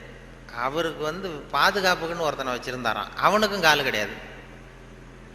அப்போ கேட்டிருக்காங்க, ஏங்க ஐயா நீங்கள் தான், உங்களுக்கு தான் கால் நடக்க முடியாது, நடமாட முடியல, கால் ஊனம், உங்களுக்கு பாதுகாப்புக்குன்னு ஒருத்தனை வச்சுருக்கீங்க, அவனுக்கும் கால் விளங்காமல் இருக்குது, கால் சரியில்லையே அப்படின்ட்டு இருக்காங்க. அப்போ அதை நான் வந்து அர்த்தத்தோடு தான் வச்சுருக்கேன்னாரான். என்ன அப்படின்னு கேட்டதுக்கு சொல்லியிருக்காரு, எனக்கு ஒரு ஆபத்துன்னு வரும்பொழுது இவன் விட்டுட்டு ஓடி போகாமல் இருக்கணும்ல, அதுக்காக தான் வச்சுருக்கேன் அப்படின்னு சொன்னாரான். அப்படிலாம் அந்த தலைமுறையில் திருக்குறளை பற்றி சொல்லுவாங்க. திருக்குறளை வந்து இப்போ பெரிய அதை பற்றி சான் ஸ்னைடர்னு ஒருத்தர், இப்போ அமெரிக்க பேராசிரியர், திருக்குறளை பற்றி 600 பக்கத்துக்கு 600 பக்கம் கற்கும் வழிகள்னு ஒரு புத்தகம் எழுதினாராம். ஹைவே டு லேர்னிங்க, அது ஒன்று ஹைவே டு லேர்னிங் அப்படிங்கிற புத்தகம் 600 பக்கம், 500 ரூபா விலை. அதாவது கற்கும் வழிகள்னு அமெரிக்காவில் இப்போ பிரபலமாக அந்த புத்தகம் விற்றுக்கிட்டு இருக்கு. அதை படிச்சுட்டு நம்ம தமிழ் பேராசிரியர் ஒருத்தர் சொன்னாருங்க, இதுக்கு ஏன் 600 பக்கம் வேஸ்ட்டு, நம்ம திருவள்ளுவர் ஒவ்வொரு வார்த்தையிலே பதில் சொல்லியிருக்காரு அப்படின்னார். கற்கும் வழிகளில் அவர் என்ன பண்ணியிருக்காருன்னா, சாப்டர் படிச்சிட, why we should read, how we should read, what we should read, when we should read அப்படின்னு 4 பிரிவாக பிரிச்சுக்கிட்டு எதை படிக்கணும், எப்படி படிக்கணும், ஏன் படிக்கணும், எப்போ படிக்கணும் அப்படிங்கிற மாதிரி பண்ணியிருக்கிறார். அதாவது ஹவு வி ஷுட் ரீட் அப்படின்னு ஒரு கேள்வியை கேட்டுக்கிட்டு 250 பக்கம் அவர் எழுதியிருக்கார். இந்த கேள்விக்கு திருவள்ளுவர் எதை படிக்கணும், அதாவது எப்படி படிக்க வேண்டும், ஹவு வி ஷுட் ரீட்னா கசடர கற்க அப்படின்னு ஒரே வார்த்தையில் ஒரு பதில் கொடுத்து, இதுக்கு 250 பக்கம் வேஸ்ட் பண்ண வேண்டியதில்லைன்னார். வாட் வி ஷுட் ரீட், என்ன படிக்கணும் அப்படின்னா கற்பவை கற்க சொல்ற, இதுக்கு 300 பக்கம் எழுதியிருக்காரு அவர். வென் வி ஷுட் ரீட், அதாவது அப்புறம் வாட் வி ஷுட் ரீட், ஏன் படிக்க வேண்டும், ஒய் வி ஷுட் ரீட், அதுக்கு 300 பக்கம் எழுதியிருக்காரு. இவர் அதற்கு தக நிற்க அப்படிங்கிறது தீர்ந்து போச்சு. வென் வி ஷுட் ரீட், எப்பொழுது படிக்க வேண்டும் அப்படின்னா சாந்துணையும் அப்படிங்கிற வார்த்தையில் இருந்தது. இப்படி 4 வார்த்தையில் திருவள்ளுவர் சொன்னதை ஒரு 600 பக்கம் எழுதியிருக்கிறாருன்னு சொல்லி சொன்னார். அதை படித்து பார்த்துட்டு அப்படி அதை பற்றி பெருமையாக ஜியு போப்பு ஆராய்ச்சி பண்ணார். அதாவது இவர் அரிஸ்டாட்டல்லையும் திருவள்ளுவரையும் ஒப்பிடுறார் ஜியு போப்பு. அப்போ என்னென்னா, அரிஸ்டாட்டில் காலத்தில் ஒரு தப்பு பண்ணிட்டா அதே தப்பை திருப்பி பண்ணலாம். இப்போ ஒருத்தர் வந்து வலது கையை ஒருத்தன் வெட்டிட்டான்னா திருப்பி அவனுடைய வலது கையை வெட்டலாம். இப்போ ஒருத்தன் ஒரு கண்ணை குத்தி விட்டான்னா அதே கண்ணை இவனும் குத்தலாம். அதுதான் இப்போ உள்ள தர்மம். அரிஸ்டாட்டில் காலத்தில் ஒருத்தன் உங்களுக்கு ஒரு விரலை எந்த விரலை வெட்டுறானோ அதே விரலை நீங்களும் வெட்டலாம். அது அந்த தர்மம். அந்த அதே காலத்தில் வந்து திருவள்ளுவர் என்ன சொல்கிறார் அப்படின்னு பார்த்தார். அதாவது ஒருத்தன் நமக்கு கெடுதல் பண்ணுனா திருப்பி அதே கெடுதலை பண்ணு அப்படின்னு அவர் சொல்கிறார். இயேசுநாதர் அப்போ சொன்னார். அவர் என்னென்னா, அதாவது அரிஸ்டாட்டில் என்ன சொன்னார், ஒருத்தன் உனக்கு வலது கன்னத்தில் அடித்தான்னா நீ வலது கன்னத்தில் அடி. இது அரிஸ்டாட்டல். இயேசுநாதர் சொன்னார், உனக்கு வலது கன்னத்தில் அடித்தான்னா நீ இடது கன்னத்தை திருப்பி காட்டு அப்படின்னார். இது அதை விட கொஞ்சம் பெரிய பண்பாடுள்ள செயல். அதுக்கடுத்து திருவள்ளுவரை பார்த்தா, நீ ஒருத்தன் உன்னை அடிச்சுட்டான்னா நீ பதிலுக்கு அவன் கன்னத்தை தடவி கொடு அப்படிங்கிறார். இன்னா செய்தாரே ஒருத்தல் அவர் நாண நன்னையும் செய்து விடுன்னு சொன்னார். அப்படின்னு சொல்லிட்டு இது ஜியு போப் ஒப்பிடுறார் அரிஸ்டாட்டிலையும் திருவள்ளுவரையும். அவர் எழுதுறார், when compared because of this unique feature of forgiveness. மன்னிப்புல வந்து இது ஒரு தனித்தன்மை இருக்கு திருவள்ளுவர் சொல்றதுல. அதனால ஜியு போப் எழுதுறார், when compared because of this unique feature of forgiveness, Thiruvalluvar is at least 1 inch taller than Aristotle அப்படின்னு எழுதினார். அரிஸ்டாட்டிலை விட 1 இன்ச்சு உயரமானவர் திருவள்ளுவர் அப்படின்னு சொல்லி. அதனால தான் அவ்வளோ உயரமாக கன்னியாகுமரியில் கொண்டு போய் செலவு வச்சுருக்குறோம். அது வந்து அப்படி வந்து ஜியு போப்பு கம்பேர் பண்ணி எழுதுறார். அப்படி நாம் பெருமைப்படுறதுக்கு எத்தனையோ விஷயங்கள் நம்ம இதில் இருக்குது. அதனால் இந்த இப்படிப்பட்ட இந்த உணர்வு, இந்த நகைச்சுவை உணர்வை பற்றி பேசிகிட்டு இருந்தோம் இல்லையா, அது வந்து எங்கள் ஆசிரியர் சொன்னது மாதிரி அதை வச்சு எந்த விஷயத்தை சொன்னாலும் கொஞ்சம் சுவாரஸ்யமாக சொன்னோம்னா வாழ்க்கையிலையும் சரி, நீங்கள் எந்த துறையில் வேலைக்கு போனாலும் சரி, சக மனிதர்கள்ட்ட பழகும் பொழுதும் சரி, அந்த நகைச்சுவை உணர்வுன்னு இருக்கும் பொழுது நல்லாயிருக்கும். அதாவது எங்கள் இவர் பேராசிரியர் கல்கி வந்து எழுதியிருக்கிறார், இதில் பேசினார். அவர் ஆல் இண்டியா ரேடியோவில் ஆரம்பத்தில் 1938 பேராசிரியர் கல்கி வந்து பேசியிருக்கார், தமிழில் சிறுகதை அப்படின்னு. எப்படி சொல்கிறத சுவாரஸ்யமாக எப்படி சொல்கிறதுன்னு சொல்லி அப்போ பேசியிருக்கார். சிறுகதைன்னா அது சிறுன்னு அர்த்தம் இருக்கு, அதனால சிறுசாக இருக்கணும், தேவைக்கு அதிகமாக வளர்த்தாத. கதைன்னா அதில் ஒரு கதை அம்சம் இருக்கணும், ஒரே ஒரு ஊரில் அப்படின்னு ஆரம்பித்தா அதுக்கப்புறம் என்ன அப்படின்னு கேட்க தோணுதில்ல, அது மாதிரி இருக்கணும் ஒரு வரியும் அப்படின்னு சொல்லிட்டு சொல்கிறதே எப்படி சுவாரஸ்யமாக சொல்கிறதுன்னா, தேவைக்கு அதிகமாக நீ வளர்த்தாதே அப்படின்னு சொல்லி அதுக்கு ஒரு உதாரணம் கொடுத்துருக்காரு கல்கி. அதாவது நீங்கள் எழுத்தாளராக இருந்தாலும் சரி, பேச்சாளராக இருந்தாலும், சக மனிதர்கள்ட்ட பழக்கிறவராக இருந்தாலும் தேவைக்கு அதிகமாக இது பண்ணாதீங்க அப்படிங்கிறதுக்காக சொல்லியிருக்காரு. அவர் ஒரு கதை எழுத்தாளர் எப்படி இருக்கணுங்கிறதுக்காக கல்கி சொன்னது. ஒரு நாள் காஞ்சிபுரம் உபய வேதாந்த தேசிக சுவாமிகள் தன் வீட்டு வேலைக்கார குப்பனை கூப்பிட்டு, அடை குப்பா, நீ உடனே ஸ்ரீபெரும்புதூர் ஓடிப்போய் திருவேங்கடாச்சாரியை சந்தித்து திருக்குடந்தையிலே இருந்து இங்கே வந்திருக்கிற திருநாராயண ஐயங்கார் சுவாமிகள் திருக்கோவில் ஆராதனைக்கு திருத்துழாய் எடுத்து திரும்புகையில் திருக்குளத்தில் திருப்பாசி வழுக்கவே திருவடி தவறி விழுந்தார் என்று சொல்லிவிட்டு வா அப்படின்னு எழுதினாராம். சொல்லிவிட்டு, என்னப்பா சொல்லிடுவியா அப்படின்னு கேட்டிருக்காரு. நான் சொல்லிடுறேன் சாமின்னு இருக்கான் குப்பை. எப்போ இன்னொருத்தரை என்கிட்ட சொல்லி காட்டு, என்ன சொல்லுவேன் அப்படின்னு கேட்டாராம். அது என்ன சாமி, கும்மோன் தாசாமி குட்டையில் விழுந்தான்னு சொல்லணும், அவ்வளோதானே, நான் சொல்லிட்டு போகிறேன் அப்படின்ட்டான். அப்போ கல்கி சொல்கிறார், சிறுகதையின் இலக்கணம் குப்பனுக்கு புரிந்திருக்கிறது, உபய வேதாந்த தேசிக சுவாமிகளுக்கு புரியவில்லை அப்படின்னு அவர் பேசியிருக்கார். அந்த வானொலி இதில் ஒளிப்பதிவில் கேட்டேன், அது அப்படியே வச்சுருக்காங்க. அப்போ பேசுனதெல்லாம் அப்பப்போ இது பண்ணி வச்சுருக்கிறது. அதே மாதிரி கொத்தமங்கலம் சுப்புன்னு ஒருத்தர் பெரிய பிரபலமான வில்லுப்பாட்டு கலைஞர். அப்புறம் அவர் வந்து காந்தி மகான் கதைன்னு ஒரு வில்லுப்பாட்டு எழுதினார். அப்போ காந்தி மகான் கதை வில்லுப்பாட்டு அவருக்கு வந்து அந்த வில்லுப்பாட்டை கேட்குறதுக்கு ஏகப்பட்ட கூட்டம், எல்லாரும் பெரிய ரசிகர்கள். ஆனால் அதையே புஸ்தகமாக போட்டு விற்கல. காந்தி மகான் கதை புஸ்தகமாக போட்டு புத்தகமாக விற்கும்பொழுது யாரும் வாங்கிறதுக்கு ஆள் இல்லை, அவரே வீட்டில் அடிக்க வச்சுருந்தார். அதை அப்போ அந்த வில்லுப்பாட்டு இருக்கு, காந்தி மகான் கதை வில்லுப்பாட்டை நான் ரேடியோவில் போடுறதுக்காக எடுத்து பதிவு பண்ணிகிட்டு இருந்தேன். அப்போது ஒரு கட்டம் வந்தது, காந்தியை சுடுற இடத்துல அவர் கதறி அழுறார். கதறி அப்படியே நிஜமாகவே அழுறார் காந்தி சுடப்படுற இடத்துல. அந்த வில்லுப்பாட்டு அது பதிவாக இருக்குது, அதை போட்டு கேட்டேன். அப்போ எனக்கு ஒரு சந்தேகம், இது எப்படி, அதாவது ஒரு தடவை சொல்கிறப்ப அழுக வரலாம் அவருக்கு, இந்த வில்லுப்பாட்டை திருப்பி பாடிக்கிட்டே இருப்பார். ஒரு 500 தடவை 600 தடவை சொல்லும்பொழுது 600வது தடவையும் காந்தியை சூடு பண்ணிகிட்டு இருக்கிறாங்க. அதனால் நல்ல பழக்க வழக்கங்களை வந்து ஏற்படுத்திக்கணுங்கிறது தான் ரொம்ப முக்கியமான விஷயம்.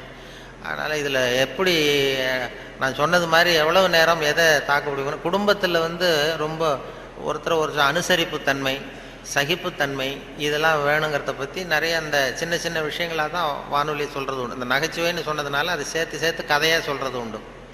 சின்ன விஷயங்களை வந்து அப்படியே இப்போ குடும்பத்தில் வந்து ஒரு அனுசரிப்பு தன்மை வேணும்.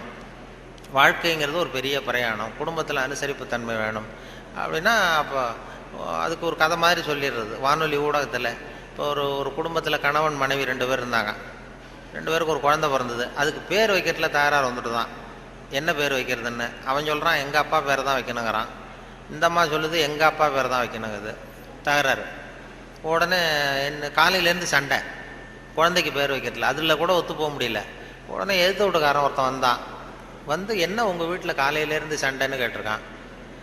அது ஏன் கேட்குறீங்க, இந்த குழந்தைக்கு பேர் வைக்கிறதுல தகராறு, நான் எங்கள் அப்பா பேரை வைக்கணுங்கிற அவங்க அப்பா பேரை வைக்கணும்னு சொல்லுது, என்ன பண்ணுறது தெரியலன்னு தான் அவன் சொன்னானா. இது ஏன் சண்டை போடுறீங்க, எதிர்த்து வீட்டுக்காரன்னு நான் ஒருத்தன் எதுக்கு இருக்கேன், என்கிட்ட சொல்ல வேண்டியது தானே அப்படின்னு சொல்லிவிட்டு ஏன்ப்பா உங்கள் அப்பா பேர் என்னன்னு கேட்டிருக்கான். எங்கள் அப்பா பேர் சீனிவாசன் அப்படின்ட்டுருக்கான். சரிம்மா உங்கள் அப்பா பேர் என்ன, எங்கள் அப்பா பேர் கிருஷ்ணன். இவன் யோசித்தான். சரி குழந்தைக்கு சீனிவாச கோபாலகிருஷ்ணன் அப்படின்னு பேர் வச்சுருங்க, இதுக்கு ஏன் தகராறு அப்படின்ட்டு போயிட்டான். போனதுக்கப்புறம் இந்த இவங்க 2 பேரும் பேசிக்கிறாங்க. அது எப்படி இந்த சீனிவாசன் சரி கிருஷ்ணன் சரி, நடுவில் கோபாலம் எங்கேருந்து வந்தான். ஓடி போய் கூப்பிட்டு வந்தாங்களாம் அவனை. வாடா கிட்டவா, அது யாரா கோபாலன் அப்படின்னா அது எங்கள் அப்பா பேர், நீ நீ அதை மட்டும் எதுக்கு விட்டுட்டு போகிற, சேர்த்து வச்சுக்கோனா. அதாவது 2 பேருக்குள்ள ஒரு அனுசரிப்பு தன்மை இல்லைன்னா கோபாலன்னு ஒருத்தன் குறுக்க வருவான். அப்படி வரும். அந்த வாழ்க்கையில் வந்து அனுசரிப்பு தன்மைங்கிறது ரொம்ப அவசியம். வாழ்க்கையில் ஒருத்தர் அனுசரித்து போகிறது, அதாவது சந்தேகப்படாமல் இருக்கணும்னு சொல்லுவாங்க. ஒரு பையன் புதுசாக ஒரு பொண்ணை கல்யாணம் பண்ணிட்டு வந்தான். எல்லாரும் என்ன பண்ணிட்டாங்க, ஏய் நீ கல்யாணம் பண்ணிட்டு வந்திருக்கேன், அந்த பொண்ணுக்கு காது கேட்காதுடா, காது சரியாக கேட்காது அப்படின்னு இருக்காங்க. இவன் அதை எப்படி சோதனை பண்ணுறது, டெஸ்ட் பண்ணுறது, அப்படி நேராக கேட்டால் சண்டை வந்துடும், உனக்கு காது கேட்குதான்னு கேட்கக்கூடாது. வெளியில் போய் தெருவில் வந்து நின்றுக்கிட்டு இன்னைக்கு என்ன சாம்பார் அப்படின்னா பதிலே வரல. ஆகா நம்ம சந்தேகப்பட்டது சரிதான் அப்படின்னு முடிவு பண்ணிட்டான். அடுத்தது வந்தான் வீட்டுக்குள்ளே வந்து நின்றுக்கிட்டு 2வது தடவை கேட்டான். கூடத்தில் வந்து நின்றுட்டு இன்னைக்கு என்ன சாம்பார் அப்படின்னா அப்பவும் பதில் வரல. சரி நம்ம மனைவிக்கு நம்ம சந்தேகப்பட்டு காது கேட்கல அப்படின்ட்டு அடுத்தது அடுப்பங்கரைக்கே போயிட்டான். அந்த பொண்ணு எதை சமைச்சிக்கிட்டு இருக்கு. அது கிட்ட போய் அது காது ஓரமாக இப்படி காயே வச்சுக்கிட்டு ரொம்ப சத்தம் போட்டு கத்துறான். 3வது தடவையா இன்னைக்கு என்ன சாம்பார்னு கத்துறான். அந்த பொண்ணு கொஞ்சம் கூட அலட்டிக்கல. மெதுவாக இவன் பக்கம் திரும்பி இவன் காது ஓரமாக சொல்லிச்சான், 3வது தடவையா சொல்கிறேன் முருங்கைக்காய் சாம்பார் அப்படின்னு தான்.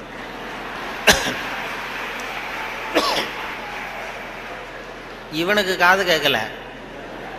இவன் அதை போய் குத்துறான். அதான் தன் குற்றம் நீங்கி பிறர் குற்றம் காண்கிற்பின் என் குற்றமாகும் இறைக்குன்னு சொல்லுவாங்க. அதில் திருவள்ளுவர் இதில் என்னென்னா ரொம்ப கிட்டத்தில் வந்து நமக்கு புத்தி சொல்கிறவர் அவர் தான். மற்றவங்களாம் எட்டத்துலேருந்து சொல்லுவாங்க. நீங்கள் நல்லது செஞ்சால் எதுக்கும் கவலைப்படாதீங்க அப்படின்னு எத்தனையோ பேர் உபதேசம் பண்ணுவாங்க. நமக்கு உபதேசம், நீ நல்ல செய்கிறது நல்ல காரியமா, எதுக்கும் கவலைப்படாது, நீ பாட்டு செஞ்சுட்டு போடா அப்படிம்பாங்க. திருவள்ளுவரை சொல்ல கிட்ட வந்து நீ நல்லது செஞ்சாலும் தப்பு வந்துடும், ஜாக்கிரதையாரு அப்படின்னு சொல்லிட்டு போகிறார். அது நம்ம மேலே ரொம்ப அக்கறை உள்ளவங்க தான் அதை சொல்லுவாங்க. பலனை பற்றி கவலைப்படாத, நீ பாட்டு எதை வேணாலும் செஞ்சுட்டு போ, கடமையை செஞ்சுட்டு போடான்னு உபதேசம் பண்ணுறது இருக்காங்க நிறையா. நன்று ஆற்றல் உள்ளும் தவறுண்டு, அவரவர் பண்பறிந்து ஆற்றா கடை, நீ நல்லது செஞ்சால் கூட தப்பு வந்துடும், ஜாக்கிரதையாரு அப்படின்னாரு. அது நம்ம பேரில் அக்கறை, அவ்வளவு அக்கறை உள்ளவங்க தான் அதை சொல்ல முடியும். இப்போ ஒருத்தன் ஒரு தெருவில் வந்து ஒருத்தன் குடிகாரன் நடு ராத்திரி 12 மணி ஆடிக்கிட்டே நிற்கிறான். ஒரு பெரியவர் வந்தார். இந்த நேரம் அப்படி அநியாயமாக அப்படி ஆடிட்டு நிற்கிறீங்க, உங்கள் வீடு எங்கடா இருக்குன்னா அண்ணாந்து பார்த்தான். பக்கத்தில் பார்த்தார், ஒரு மாடிப்படி மாதிரி படிப்படியாக இருக்குது, அங்கே ஒரு ரூம் இருக்குது, கதவு இருந்தது, அங்கே தான் இருக்கேன்னா பிடிச்சி இழுத்துட்டு போனார். வாடா உன்னை கொண்டு வந்து வீட்டில் விட்றேன்னா வரமாட்டேங்கிறான். நீ வாடான்னு வலுக்கட்டாயமாக அந்த பெரியவர் அந்த குடிகாரனை பிடிச்சி தரன்னு இழுத்துட்டு போய் மாடிப்படியில் இந்த கதவை திறந்து உள்ற போய் படுறா அப்படின்னா போக மாட்டேங்கிறான். ஒரு வலுக்கட்டாயமாக கழுத்தை பிடிச்சி உள்ற தள்ளி கதவை சாத்தி விட்டு இறங்கி வந்துட்டார். அப்பாடா ஒரு நல்ல காரியம் பண்ணோம். வந்தால் இன்னொருத்தன் அதே மாதிரி ஆடிக்கிட்டு வரான் கீழே. நீ என்னடா பண்ணேன்னா இவனும் அதே மாதிரி ஆடுறான். சரி வாடா உனக்கும் இங்கே தான் நான் அண்ணந்து பார்த்தான். சரி வா அங்கே தான் தங்கியிருக்கேன்னு பிடிச்சி தரன்னு இழுத்துட்டு போய் கதவு திறந்து போடான்னு அவனும் போக மாட்டேங்கிறான். அவனையும் வலுக்கட்டாயமாக தள்ளிவிட்டு மூடி விட்டு கீழே இறங்கி வந்தார். வந்தால் 3வது ஆள் ரொம்ப பயங்கரமாக ஆடிட்டு வரான். எத்தனை பேருடா அன்றைக்கி இப்படி புறப்பட்டுருக்கீங்க, எல்லாம் அங்கே தான் இருக்கீங்களா அப்படின்னு சொல்லி வாடா மேலேன்னு கூப்பிட்டார். நான் வரமாட்டேன்னு கத்தினான். அதெல்லாம் முடியாது, ஒன்று அங்கே விட்டுட்டு தான் போவேன்னு அவர் என்ன பெரியவர் இழுக்கிறார். இழுத்ததும் உடனே போலீஸ்னு கத்தியிருக்கான். போலீஸுக்காரர் வந்துட்டார். அந்த போலீஸுக்காரர்கிட்ட அவன் புகார் பண்ணுறான். இந்த பாருங்கள் சார், யாரோ ஒரு பெரியவர் என்னை இந்த வழியாக மேலே கொண்டு போய் அந்த கதவை திறந்து அந்த பக்கமாக இருக்கிற குப்பை குழியில் தள்ளி தள்ளி விட்டுக்கிட்டு இருக்கிறார் 3 தடவையாக. நான் இறங்கி இறங்கி கீழே வந்துக்கிட்டு இருக்கேன். இன்னும் 2 தரம் தள்ளி விட்டாருன்னா செத்து போடுவோம் சார் அப்படின்றான். இதான் நன்று ஆற்றல் உள்ளும் தவறுண்டு, அவரவர் பண்பறிந்த ஆற்றா கடை. நீ நல்லது தான் செஞ்சார், தப்பு வந்துடும், அது அவ்வளவு தூரம் அவர் தான் சொல்ல முடியும். அந்த நன்று ஆற்றல் உள்ளும் தவறுண்டு, அவரவர் பண்பறிந்த ஆற்றா நல்லதுன்னு செய்வாங்க. இப்போ ஒருத்தன் யார்கிட்டையும் நண்பர்கள்ட்ட கேட்டான், ஒரு 100 ரூபா கொடுங்கடா, ஏதாவது தொழில் செஞ்சு பொழைச்சிக்கிறேன்னு. யாருமே கொடுக்கறதுக்கு ஆள் இல்லை, பரவாயில்ல. உடனே அவன் என்ன பண்ணால், சரி மனிதர்கள் யாரும் நமக்கு உதவி பண்ண மாட்டேங்கிறாங்க, நமக்கு தேவை ஒரு 100 ரூபா, இது கடவுளுக்கே ஒரு லெட்டர் போட்டு பார்ப்போம், அவர் தானே எல்லாரையும் படைச்சார், அவர் கொடுக்குறாரா பார்ப்போம். ஒரு போஸ்ட் கார்டு வாங்கினான். போஸ்ட் கார்டை வாங்கி அதில் அன்புள்ள கடவுள் அவர்களுக்கு வணக்கம், எனக்கு மனிதர்கள் யாரும் உதவி செய்ய மாட்டேங்கிறாங்க, எனக்கு ஒரு 100 ரூபா இருந்தால் அதை வச்சு நான் பொழைச்சிக்குவேன், நானே ஒரு 100 ரூபாயை எனக்கு அனுப்பி வைக்கும்படி கேட்டுக்கொள்கிறேன்னு போட்டு கையெழுத்து போட்டான். போட்டு அந்த பக்கம் திருப்பி அட்ரஸ் எழுதணும்ல, பெறுகிறவர் முகவரி, உயர்திரு கடவுள் அவர்கள், அப்புறம் தெரு நம்பர், வீட்டு நம்பர், தெரு ஒன்றும் தெரியல. இதை யோசித்தான், கடவுள் அட்ரஸ் எப்படி கண்டுபிடிக்கிறது யோசிச்சு, சரி எல்லார் அட்ரஸும் போஸ்ட் மாஸ்டருக்கு தெரியும் அப்படின்னு சொல்லி கடவுள் கேரா போஸ்ட் மாஸ்டர் அண்ணாமலை நகர் சிதம்பரம்னு போட்டு விட்டான். அந்த போஸ்ட் மாஸ்டர் ஒரு நல்ல எண்ணம் படைத்தவர். அவர் என்ன பண்ணிட்டாரு, யாரோ ஒருத்தன் அப்பாவித்தனமாக 100 ரூபா கேட்டிருக்கான், நாமளே அனுப்பிச்சிருவோம், கடவுளுக்கு அனுப்பியிருக்கான் அப்படின்னு சொல்லி அங்கே போஸ்ட் ஆஃபீஸில் வேலை செய்கிறவங்கள்ட்டெல்லாம் உங்களால் முடிஞ்சதை கொடுங்கப்பா, ஹெல்ப் பண்ணுங்கள், அவனுக்கு உதவி பண்ணுவோன்னா ஆளுக்கு உடனே 5-10 எடுத்து கொடுத்தாங்க. எல்லாரும் சேர்த்தா ஒரு 90 ரூபா சேர்ந்து போச்சு. உடனே சேர்ந்த வரைக்கும் அனுப்பிச்சிருவோம் அப்படின்னு சொல்லி மணி ஆர்டர் ஃபார்ம் எடுத்தார். மணி ஆர்டர் கமிஷனையும் அவரே ஒத்துக்கிட்டார். அவரே எடுத்துக்கிட்டு அந்த சேர்ந்த பணம் 90 ரூபாய் வச்சு அந்த அவனுக்கு அனுப்பிச்சிட்டார். அவன் வாங்கிட்டான். வாங்கி 90 ரூபா வாங்கிட்டு மறுபடியும் ஒரு போஸ்ட் கார்டு வாங்கினான். வாங்கி மறுபடியும் கடவுளுக்கே ஒரு லெட்டர் எழுதினான். அன்புள்ள கடவுள் அவர்களுக்கு வணக்கம், நீங்கள் அனுப்பிய பணம் வந்து சேர்ந்தது, ரொம்ப நன்றி. இருந்தாலும் உங்களுக்கு ஒரு யோசனை சொல்ல விரும்புகிறேன், ஆலோசனை, அறிவுரை. இனிமேல் நீங்கள் எனக்கு பணம் அனுப்பும் பொழுது போஸ்ட் மாஸ்டர் மூலமாக அனுப்ப வேண்டாம், அவர் ஒரு 10 ரூபாயை எடுத்து வச்சுக்கிறார் அப்படின்னா. நல்லது செய்ய போய் கெட்ட பேர் வந்துடுது பாருங்க. இதான் நன்று ஆற்றல் உள்ளும் தவறுண்டு, நன்று ஆற்றல் உள்ளும் தவறுண்டு, அவரவர் பண்பறிந்த ஆற்றா கடை அப்படிங்கிறது அதான். அப்படி அதை பண்ணியிருக்கிறாங்க. அதை ரொம்ப அருமையாக இவர் சுத்தானந்த பாரதியார் மொழிபெயர்ப்பு இருக்குது, ஆங்கில மொழிபெயர்ப்பு. அதை திருக்குறள் தமிழில் எப்படி எழுதியிருக்காரோ அதே அழகில் அவர் ஆங்கிலத்தில் மொழிபெயர்த்திருக்கிறார். சுத்தானந்த பாரதியாருடைய ஆங்கில மொழிபெயர்ப்பு பார்த்தீங்கன்னா அப்படியே இருக்கும். அதாவது உடம்போடு உயிரிட என்ன, மடந்தையோடு எம்மிடை தொடர்புன்னு ஒரு திருக்குறள் இருக்கும். அதாவது இந்த பெண்ணுக்கும் எனக்கும் உள்ள தொடர்பு எப்படின்னா உடம்புக்கும் உயிருக்கும் உள்ள தொடர்பு மாதிரி அப்படின்னு அந்த இதில் திருவள்ளுவர் எழுதியிருப்பார். உடம்போடு உயிரிட என்ன, மற்றென்ன மடந்தையோடு எம்மிடை தொடர்பு. அதை சுத்தானந்த பாரதியார் மொழிபெயர்த்திருக்கிறார். The love between me and this lady is like bond between soul and body, இப்படி எழுதியிருக்கு. அதே போல் 2 வரியில் அந்த காலத்தினால் செய்த நன்றி செய்த ஞாலத்தின் மானப்பெரிது, அது மாதிரி a help rendered in hour of need, so though smaller greater than the world அப்படின்னு இப்படி அழகாக அதை பண்ணியிருப்பார். இவர் சொன்ன அந்த நம்ம நாவலர் நெடுஞ்செழியன், அவர் அந்த திருக்குறள் மொழிபெயர்ப்பு வந்தப்போ வானொலி நிலையத்துக்கு வந்திருந்தார். அப்போ முன்னாடி ஒரு அறையில் உட்காந்து பேசிகிட்டு இருக்கிறோம், அவர் பதிவுக்கு முன்னாடி. அப்போ கேட்டார், நீ என்ன படிச்சிருக்கேன்னு என்ன கேட்டார். நான் வந்து விவசாயம் படிச்சிருக்கேன் சார் அப்படின்னு. விவசாயம் படிச்சிருக்கேன்னா அப்போ உங்ககிட்ட தான் ஒரு கேள்வி கேட்கணும் அப்படின்னு கேட்க ஆரம்பித்தார். என்ன சார் கேட்க போகிறீங்கன்னா, இந்த காலத்தினால் செய்த நன்றி செய்தேனும் ஞாலத்தின் மான பெரிதுன்னு ஒரு திருக்குறள் இருக்குல்ல, ஆமான்னு. அது வந்து அது பொருத்தமாக இல்லையே அந்த உதாரணம்னார். என்னன்னு கேட்டேன். காலத்தினால் செய்த நன்றினா ஒருத்தன் ஒரு அவ தேவைப்படுறப்ப செய்கிற உதவி பூமியை விட பெருசு. ஞாலத்தின் மான பெரிதுன்னா பூமிங்கிறது ஒரு பௌதிக பொருள், அது உருண்டை. உதவிங்கிறது ஒரு செயல். நீ ஒருத்தனுக்கு அந்த நேரம் பார்த்து செய்கிற உதவி வந்து பூமியை விட பெருசுன்னா நீ செய்கிற செயல் உருண்டையாக இருக்கா? அதுக்கும் பூமி உருண்டைக்கும் என்ன சம்பந்தம்? அது பொருத்தமாக இல்லையேன்னு அவர் சொன்னார். நெடுஞ்செழி, ஆமாம் சார் எனக்கும் அது பொருத்தம் அப்படி தான் தெரியுது அப்படின்னா. இல்லை நீ விவசாயம் படித்ததுனால கேட்டேன் உங்ககிட்ட அப்படின்னு சொல்லிட்டு அப்புறம் அதுக்கு அவர் விளக்கம் கொடுத்தார். அது அப்படி இல்லை தம்பி அப்படின்னு சொல்லிட்டு, காலத்தினால் செய்த நன்றிங்கிறது நேரம் பார்த்து உதவி செய்கிறது. பூமி வந்து உடனே உதவி செய்யாது.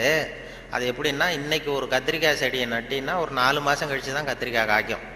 இன்றைக்கி ஒரு நெல்லை நடவு பண்ணின்னா ஒரு 3.5 மாதம் 4 மாதம் கழித்து தான் உனக்கு பலன் கொடுக்கும்.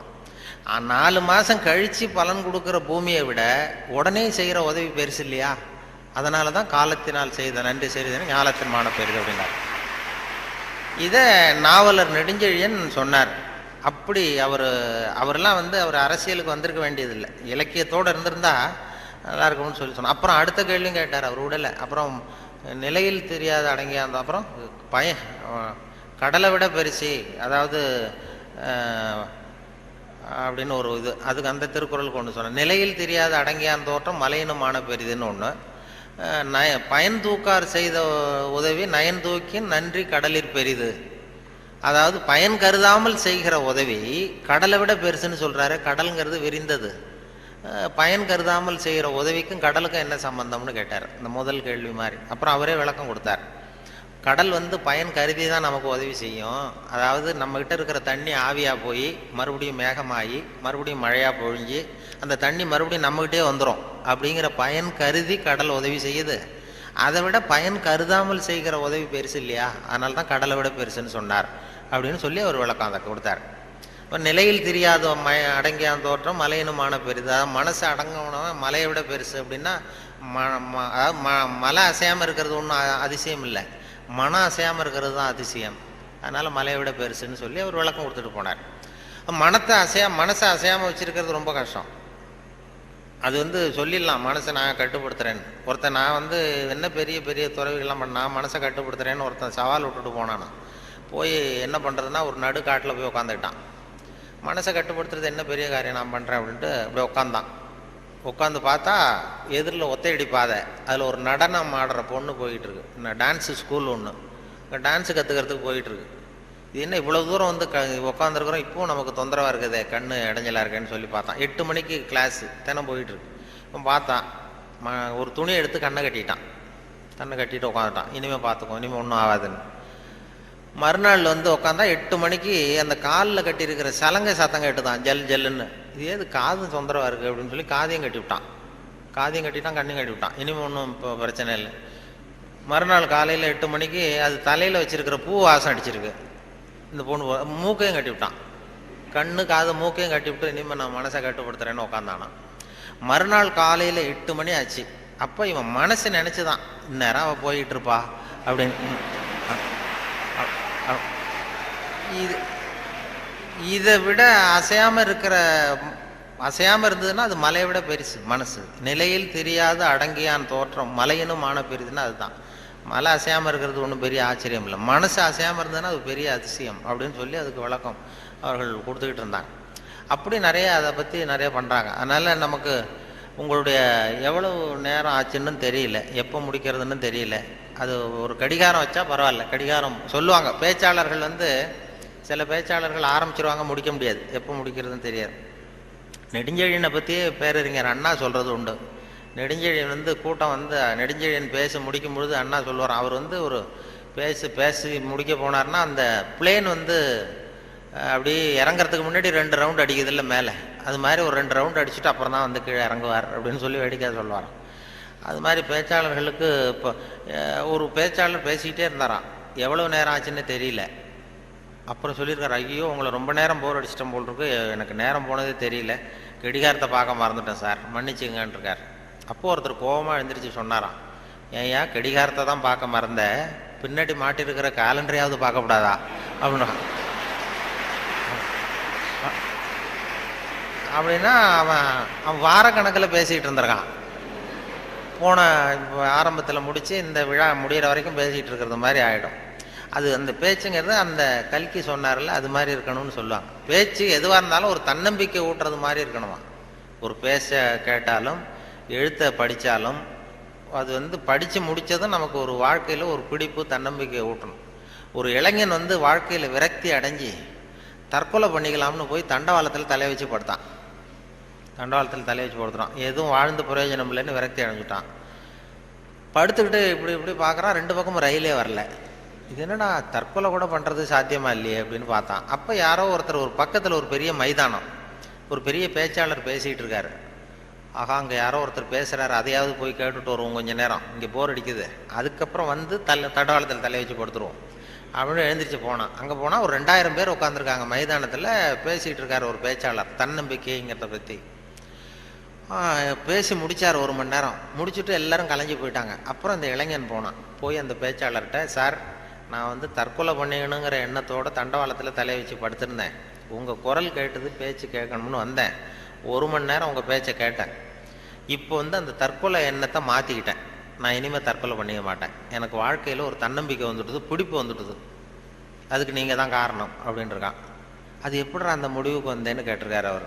ஒன்றும் இல்லை சார், இப்போ உங்கள் பேச்சு எவ்வளோ பேர் கேட்டாங்க இந்த கூட்டத்தில் அப்படின்னா ஒரு 2000 பேர் கேட்டிருப்பாங்க அப்படின்னாரான் பேச்சாளர். அப்போ அந்த இளைஞன் சொன்னானா, ஏன் சார் ஒரு 2000 பேரை ஒரே நேரத்தில் சாகடிக்கிற நீ உயிரோடு இருக்கிறப்போ நான் எதுக்கு சார் சாகணும்? நான் எதுவும் எந்த தப்பும் பண்ணலையே சார், ஒன்றும் எதுவும் பண்ணல சார், நான் ஒன்றுமே பழச்சிக்குவேன் சார்ட்டு போட்டாரான். அப்படி வந்துடும் கதை. அப்படி பேச்சாளர்கள்ங்கிறது அந்த என்ன ஒரு சகிப்புத்தன்மை. ஒரு பேச்சாளர் என்ன பண்ணார் தெரியுமா, வேகமாக போயிருக்காரு, அவசரமாக கூட்டத்தில் பேசணும்னு போயிருக்காரு. ஒரு காட்டு வழியாக போகும்போது சிங்கம் வந்து எதிரில் நின்று தான் வழி மறிச்சிருக்கு. ஏன் என் நிற்கிற அப்படின்னா, எனக்கு பசிக்குது, உன்னை சாப்பிட போகிறேன்னு தான் சிங்கம். நீ என்ன இப்போ சாப்பிட்றாத, நான் ஒரு முக்கியமான கூட்டத்தில் பேசுறதுக்காக போயிட்டுருக்கேன், அதனால் அதை கெடுத்துறாத அப்படின்ட்டு. அது என்ன, உன் மீட்டிங்கை பற்றி எனக்கு கவலை இல்லை, உன் பேச்சை பற்றி எனக்கு, என் பசி தான் முக்கியம், உன்னை சாப்பிட போகிறேன்னு. ஐயோ அவங்கெல்லாம் ஏமாந்துருவாங்க, ரொம்ப பேர் காத்துக்கிட்டு இருக்கிறாங்க பேச்சை கேட்கறதுக்கு, ஏமாந்துருவாங்க அப்படிங்கிறார். இனி என்ன அவ்வளோ நல்லா பேசுவியா அப்படின்னு தான் சிங்கம். அதை ஏன் பேச்சை கேட்டால் அப்படியே கேட்குறவங்க மயங்கி விழுந்துருவாங்க. உடனே சிங்கம் சொல்லிச்சான், நீ இங்கேயே பேச, நான் மயங்கி விழறனா பார்ப்போம் அப்படின்ட்டு. உடனே ஒரு ஆரம்பித்தார், பெரியோர்களே தாய்மார்களே அப்படின்னார். சிங்கம் அப்படியே கரகரகரகரன்னு சுற்றி விழுந்துடுது, கடிச்சு அப்படியே மயக்கடிச்சு விழுந்துட்டுது. இவர் பார்த்தார், இதுதான் நமக்கு தப்பிக்கிறதுக்கு சரியான நேரம், இந்த மயக்கம் தெளி எழுந்திரிச்சு ஓடி போகணும் நம்ம அப்படின்னு. அப்படி பாம்பு நெளியிறது மாதிரி நெளிஞ்சு போனாராம். ஏன்னா எழுந்திரிச்சு நடந்தால் அதிர்ச்சியில் முழிச்சுக்கிட்டுதுன்னா என்ன பண்ணுறது, மயக்கம் தெளிஞ்சிரும்னு பாம்பு நெளிய மாதிரி நெளிஞ்சு கொஞ்சம் தூரம் போய் எழுந்திரிச்சு ஒரே ஓட்டமாக ஓடி போட்டார். ரொம்ப தூரம் போய் திரும்பி பார்க்குறார், அந்த சிங்கம் அப்படியே கிடக்குதா பின்னாடி துரத்துதான்னு. வேர்த்து ஒழுகுது, மூச்சு வாங்குது. ரொம்ப தூரம் ஓடி போய் திரும்பி பார்த்தா சிங்கம் அப்படியே மயங்கி கிடக்கு, மயங்கி விழுந்தது அப்படியே கிடக்கு. இவர் அங்கேருந்து அந்த சிங்கத்தை பார்த்துட்டு மனசுக்குள்ளே நினச்சிக்கிட்டாராம், நல்ல வேளை நம்ம பேச்சை கேட்டுட்டு அந்த சிங்கம் மயங்கி விழுந்ததுனால நாம் தப்பித்தோம் அப்படின்னு அவர் நினச்சிக்கிட்டாராம். நம்ம பேச்சை கேட்டு மயங்கி விழுந்ததுனால தப்பித்தோம், நல்ல வேலை அப்படின்னு நினச்சிக்கிட்டாராம். அதே நேரம் சிங்கம் லேசாக தலையை தூக்கி ஒரு கண்ணால் அவரை பார்த்துட்டு இது நினச்சிக்கிட்டு தான், நல்ல வேளை மயங்கி விழுந்தது மாதிரி நடித்ததுனால நாம் தப்பித்தோம்,